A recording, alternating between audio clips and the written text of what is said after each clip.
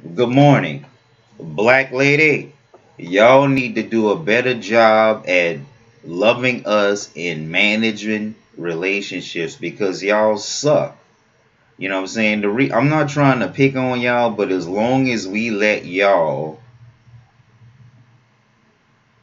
claim that we're abusing you, you're going to do it. You have no intention on stopping it or giving up any advantages once you get it.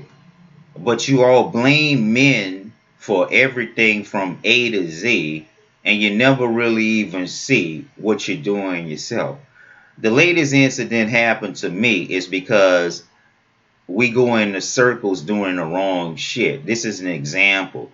I was interested in this lady 3 years ago. I wasn't interested in her 3 years ago because I had a lot of stuff going on, and she asked me a lot of questions and want to know a lot about my life, and was flirting, and we was talking and stuff like that. Well, nothing ever occurred, just ask a lot of questions during a conversation. But how we wind up having that conversation is that we were invited to a class reunion picnic or and other stuff, a bunch of stuff. But the problem is that ladies are very sorry in relationships. They dating married men, they dating guys that with girlfriends, and they leaving single guys alone. The reason why they leaving single guys alone is because the single guys don't really have anything, and they will pass up a single guy that needs a little help to work with to build an empire. They'd rather pass up the single guy and leech off the marriage of the marriage guy. And that doesn't make any sense. Because when you don't have anything, you can't get anything. And then when you get a wife or you get money, these people that don't mean you any good, they won't leave. So what's the balance between having the good communication, a good spouse, and prosperity when things change all the time? The first thing we need to do is we need to take these fake ass talk show hosts off of TV that don't keep it real. We got people that's giving relationship advice and they're horrible in their relationship. And you have world leaders following me, and I can't get a fucking thing. I'm calling shots across the globe, but the white man would rather hire a weak scrub than to hire me because he knows that y'all are not going to help each other. And by us not putting the grip or the pinch or some pressure on y'all asses the last 50 years, we fell way behind. You black guys and you black women in the media with all of these jobs, you don't recycle a fucking thing. Once you leave the hood and get a good job, we never hear from you again. And then every now and then you will do a token task in order to make yourself look better.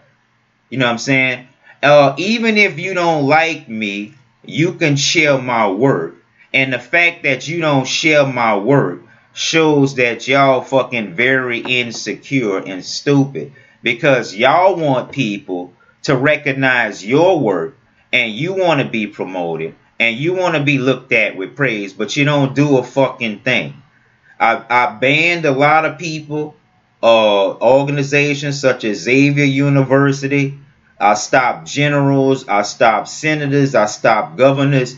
And the black bitches don't know what power and respect is.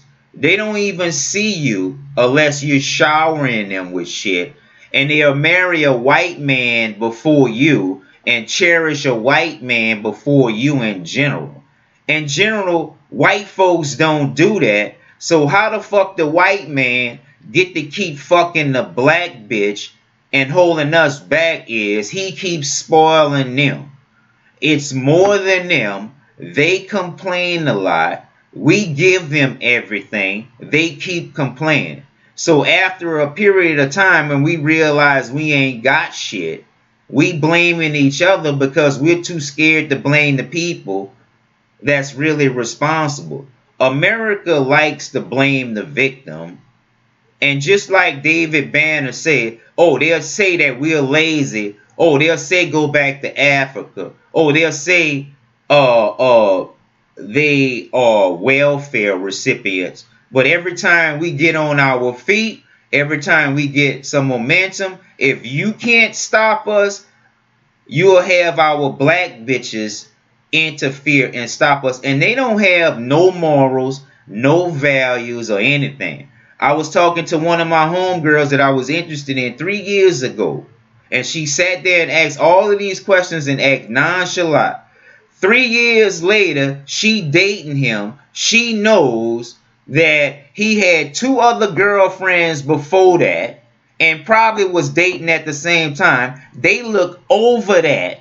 They looked over that, passed me up, still dated him. We went to his funeral, his mom's funeral, and this is the shit that they treat. This is how you treat it. You go to their mom's funeral, they use you to get bitches, but they not telling you that. They just making it seem like it's a big reunion, but really it's a distraction. You know, they'll bring a big crowd, but he might be interested in one person.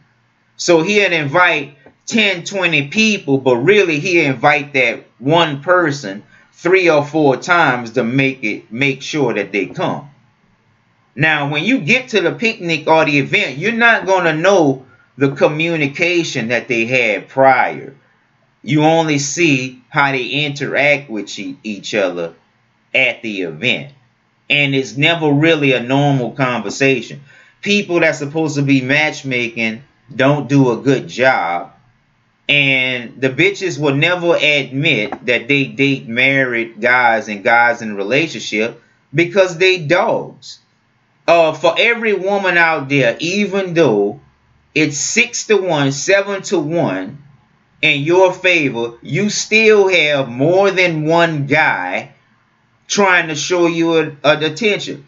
Why do you have more than one guy showing you attention when there are more women than there are men? Answer that question, and if you don't answer it in a couple of seconds, I'll answer it for you. It's because the dog bitches only see dogs and gays with money. That's the only fucking thing they see. You can be a Hall of Famer, you can be a great team member, you can be a great leader. None of that shit is going to stick unless you have been able to solidify a certain amount that you can give them while the relationship is building. They never really love us off top. They have to learn to love us because they don't really know what real, true relational responsibilities are. And they'll complain until they get what they want. And they're not really even interested in you. It's the effect that you give and they get. They don't even give a fuck about you. They don't cook. They don't clean. They complain. They serve the white folks more than you. And even if you're more outstanding, they still find a reason to fuck that up. And then they all twist it. It's hard to find a decent girl. And so sometimes I get into conversations where we flirting. They be talking about all off the wall shit like pissing on you, shitting on you, vomiting on you, using toys to suck your own dick, and all of this shit, this crazy shit these bitches be talking about. Now, if you're a freak, you're a freak. But don't act like you're not a freak, and then when you get into a conversation, all of this wild shit comes out your mouth. And then I look on the TV and y'all got ball players and all of this shit going through trials because of the shit that y'all be doing. I know y'all want to think that y'all the shit, but you need to make a lot of serious adjustments. Because if three bitches left me for married men, this is not a coincidence, but a tradition. So People like Steve Harvey, I can do better than